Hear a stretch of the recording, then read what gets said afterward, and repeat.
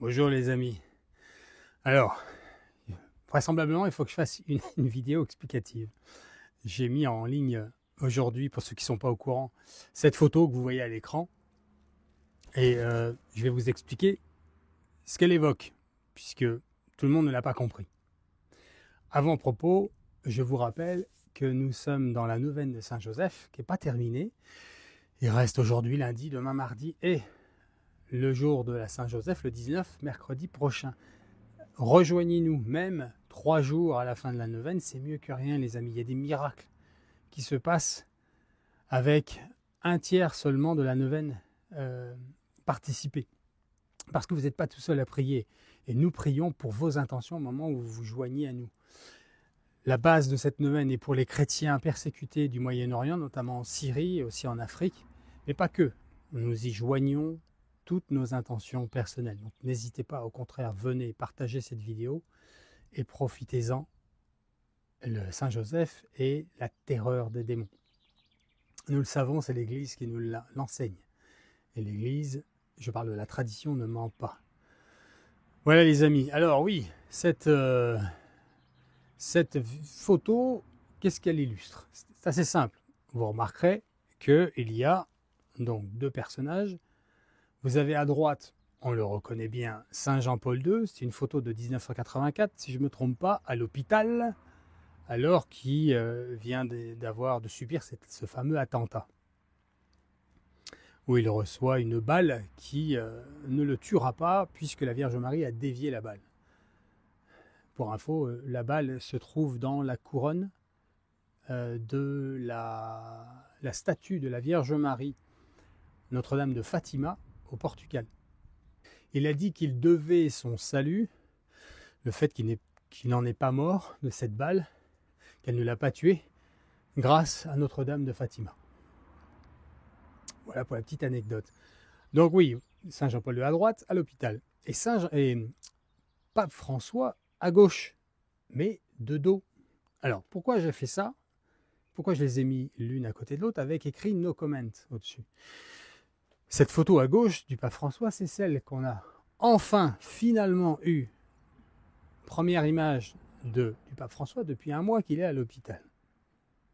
Alors la question que vous devez vous poser, bien sûr on peut spéculer, je peux le faire, on va même le faire pour s'en amuser, sans moquerie d'ailleurs, mais pour vraiment aller au fond des choses, tout gratter, on peut spéculer, mais la question qu'on doit se poser, c'est comment se fait-il qu'on ne veuille pas, qui c'est on? Bon, ceux au pouvoir, lui-même, ou ceux qui l'entourent, ou ceux qui sont désormais au pouvoir si c'est plus lui, ça c'est de la spéculation évidemment. Comment se fait-il en tout cas qu'on ne nous montre pas une photo ou une vidéo, l'un ou l'autre, du pape François, et pourquoi pas en train de faire une bénédiction s'il ne peut pas prendre la parole? Juste une bénédiction, je ne parle pas parce que je ne veux pas m'esquinter la voix, j'en sais rien. Mais en tout cas, en face à face. Ok? Puisque nous voyons de profil de dos, profil de droite, là, qu'il n'est pas si bouffi que ça. Donc, ce n'est pas une question de la visage qui a triplé de volume. D'après ce qu'on sait, il n'a pas eu d'hématome aux yeux ou quoi que ce soit. Donc, il n'est pas défiguré. Ce n'est pas Elephant Man non plus. Donc, il n'y a pas de raison, ou plutôt si, quelle est la raison pour laquelle ils ne veulent pas, vous entendez, ils ne veulent pas nous montrer une photo du pape François de face. Parce que s'ils pouvaient, ils le feraient, ne serait-ce que pour éteindre la polémique. Dans l'intérêt de ce synode sur la synodalité, jusqu'au boutisme, arc-boutés qui sont dessus, bec et ongles, à vouloir le garder, et dans la continuité de ce qu'ils sont en train de faire dans l'Église aujourd'hui. Ils diraient, ils montreraient, s'ils pouvaient, le pape François en train de faire une bénédiction, je reviens bientôt, merci pour vos prières, ce genre de choses. Pourquoi ils ne le font pas? Pourquoi ils ne veulent pas le faire? Alors après, on peut rentrer dans des spéculations, mais en tout cas, la question reste posée. Est-ce qu'il est déjà décédé? Est-ce que c'est une photo qui date? Pourquoi pas une archive non diffusée sur les médias du carême dernier ou du carême d'avant? Entre nous, je ne le trouve pas si bouffi que ça par rapport à ce qu'il était juste avant qu'il entre à l'hôpital d'ailleurs. Il a l'air plutôt correct. De côté droit, on ne voit pas un visage super gonflé. Mais là, encore une fois, c'est de la spéculation, puisqu'on ne saura pas. En tout cas, on ne le sait pas aujourd'hui. Ok? Il y a un secret. Mais il y a un secret qui éclate au grand jour en tant que tel, en tant que secret, en tant que volonté de ne pas montrer quelque chose qu'ils ne peuvent pas montrer. Parce que s'ils pouvaient le faire, ils le feraient.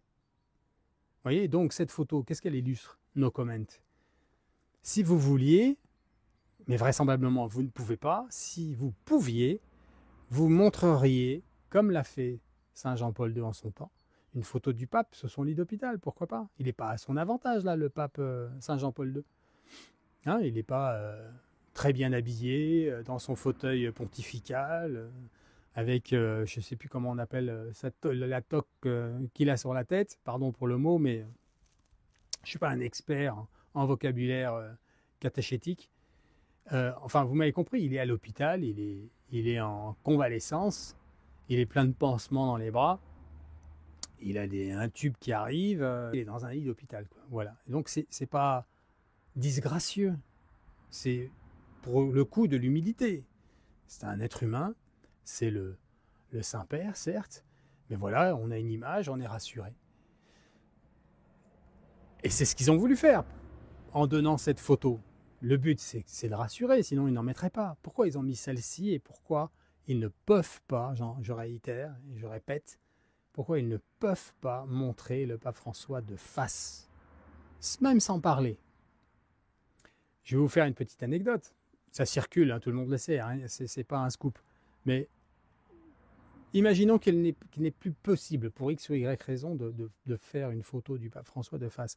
On pourrait avoir recours à l'intelligence artificielle. Eh bien non, parce que l'intelligence artificielle est reconnaissable par des logiciels. On sait reconnaître une photo aussi bien qu'elle soit faite à partir de vraies archives. On voit quand elle a été retouchée. C'est trop simple. C'est trop facile à déceler. Donc on ne peut pas nous leurrer avec ça si facilement.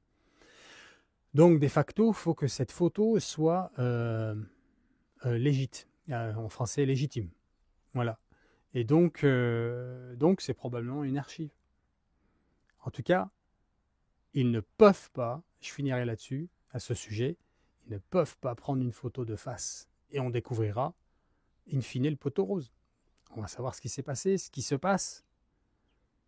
Demain, après-demain, en tout cas, ils ne pourront pas le cacher à vitam aeternam. Parce que la vérité finit toujours par sortir. Voilà les amis, ce que je voulais vous dire à ce sujet-là. Je commence à vous prévenir que pour le vendredi saint, du vendredi saint au dimanche de la miséricorde divine, c'est-à-dire le deuxième dimanche de Pâques, je vais vous proposer de prier le chapelet de la miséricorde divine, de faire la neuvaine à la miséricorde divine ensemble à 3h de l'après-midi, heure de Paris. Je serai moi vendredi saint, si tout se passe comme convenu, à Medjugorje avec un groupe. Et donc on commencera ce jour-là, puisque c'est le jour où ça commence, jeudi saint, dimanche de Pâques, et toute la semaine jusqu'au dimanche suivant, à 3h de l'après-midi. Le temps qu'on sera à Medjugorje, je pense que ça 3 ou 4 jours, je ferai les 3 ou 4 premiers jours de cette neuvaine à la miséricorde divine, de Medjugorje, avec ceux qui veulent bien se joindre à moi. Et nous ferons une belle neuvaine ensemble. Je pense que c'est quelque chose que nous devrions faire. Mais je vais communiquer là-dessus, les amis. Voilà.